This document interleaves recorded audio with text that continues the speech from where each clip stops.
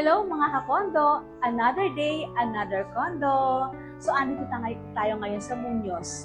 So, actually, Muñoz, Quezon City, di ba? Pero actually, itong ating condo na to, napakaganda kasi pwedeng-pwede to through Pag-ibig Financing. So, if you are looking for very affordable condominium here in Quezon City, this is the best choice for you. So, let's go to this bare unit of our 2 bedrooms here in this condo.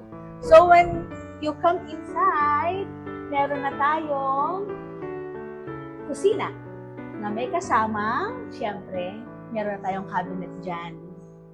So, ginagawa pa to, so it's still under renovation. So, ito yung ating toilet and bath. Napakaganda ng ating shower head. Hindi nyo lang masyado makita pa ngayon.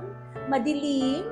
At itong ating living dining area, malaki rin siya for a condominium here in Quezon City. At ito yung ating unang bedroom.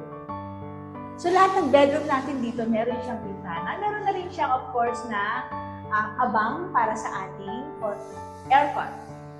At itong ating second bedroom, actually this is our master's bedroom kasi parang ang laki niya kasi. Actually, parang malaki yung rooms nila.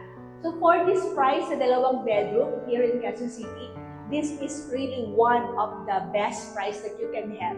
So anyway, if you want to know more about this, or you can still avail the corner of this unit, kasi marami pa tayong available, you still have a chance to have the best spot.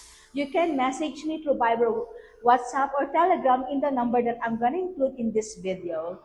Thank you so much mga kahondo. Bye for now!